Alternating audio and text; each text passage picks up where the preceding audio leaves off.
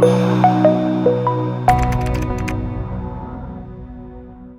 الرجل يقوم بذاته؟ احنا النسوة بدون نساء يا اخواننا؟ عدم مؤاخذة؟ لا.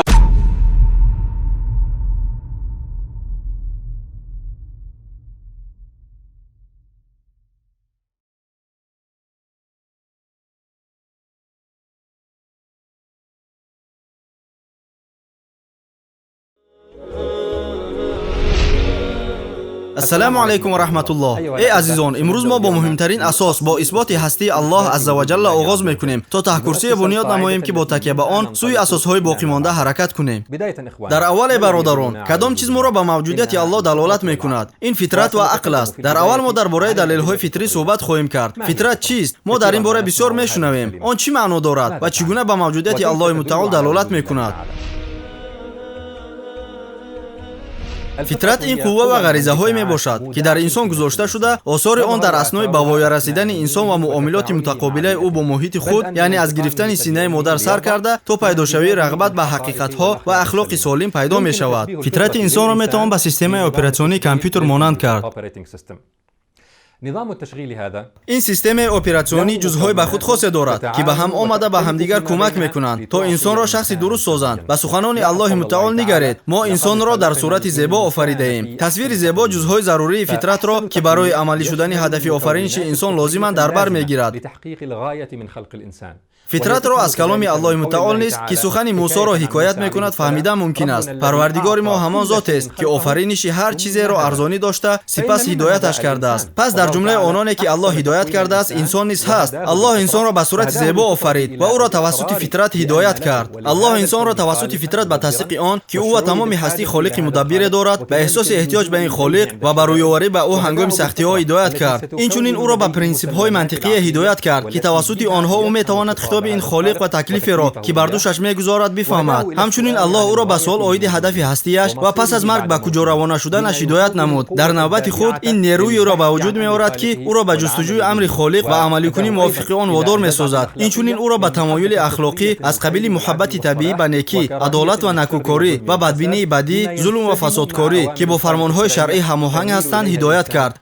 غیر از این او را به احساس اراده آزاد هدایت نمود که به او امکان میدهد که در مورد اطاعت و معصیت به خالق در کارهایش اختیار داشته باشد. ما او را به دو راه هدایت کردیم. اینچنین مادامی که او در این زمین مهلت سنجش را پس سر میکند، او را به غریزه های ضروری در این حیات از قبیل غریزه مادری و غریزه حب بقا هدایت کرد.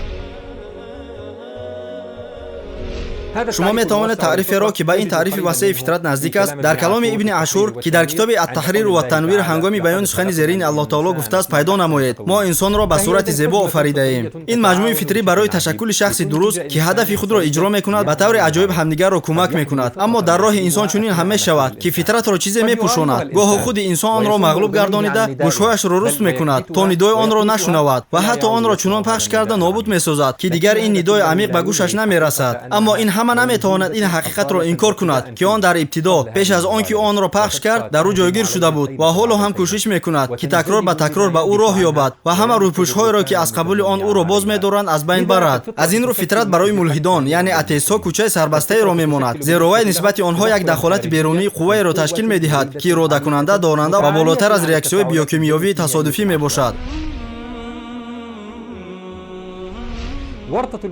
حالت ناگواری ملحدان با حالت ناگواری شخص مانند است که به شما میگوید این کامپیوتر است که تصادفاً پیدا شده است. قسم‌های آن به یگان سازنده یعنی محدث خود از خود پیدا شده، با یکدیگر هماهنگ شده‌اند و شمال سخت آنها را در این شکل جمع کرده است. اما وقتی که شما کامپیوتر را میکشوید شما میبینید که در آن یک سیستم مکمل هماهنگ موجود است که در آن برای هدفهای معین برنامه‌ها ساخته شده‌اند. پس تو موجودیت این برنامه‌ها را چگونه شرح می‌دهی ای ملحد؟ حتی اگر ما گفته‌های دروغین خندآورت را درباره تجهیزات‌های بیرونی آن فرو بریم، تو موجودیت تأمینات برنامه‌ای آن را چگونه شرح می‌دهی؟ حتی اگر ما آن را یک سو گذاریم که پیدایش انسان توسط روندهای عادی بیولوژی و کیمیایی، مرحله‌های اِوولوسیونی، تغییرات تصادفی یعنی موتاسیا و интихоби табиӣ имконнопазир аст ва фаразан гӯем ки ҳамаи ин ифодаҳои куркурона инсонро офарида ба он ҳаёт бахшиданд, пас онҳо чӣ гуна метавонанд дар ақл ва нафси инсон ин маҷмӯи ҳамоҳанг ва ҳадафнокро ҷойгир кунанд? Ҳастӣ айнан чунин маҷмӯъ дар ҳар як тифли навзодро шумо чӣ тавр фаҳмонида метавонед? Бархе мулҳидон сарбастагии ин масъаларо эътироф карданд, аз ҷумла файласуфи мулҳиди бритониёи Томас Негал дар китобе ки бо номи «Ақл ва ҳастӣ: чаро нуқтаи назари неодарвинизм оиди табиат қариб ки комилан ботил аст» маъруф аст.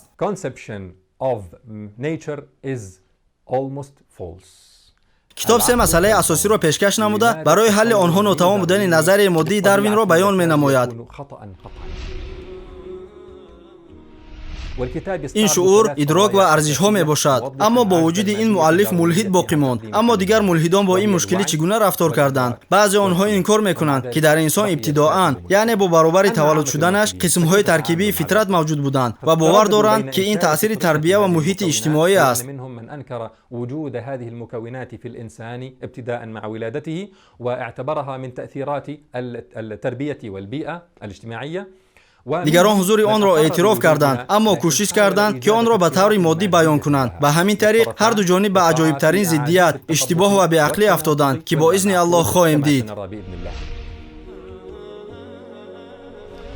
ин баёни таърифи фитрат ва мушкилоти умумии мулҳидон дар робита ба он буд. Дар маърузаҳои минбаъда мушкилиҳои мулҳидонро бо ҳар як ҷузъи ҷудогонаи фитрат дида мебароем, то баъди он бо таҳони пурра гуфта тавонед: сипас Аллоҳро, ки моро ба инро ҳидоят кардааст ва агар моро ҳидоят намекард, ҳидоят намеёфтем.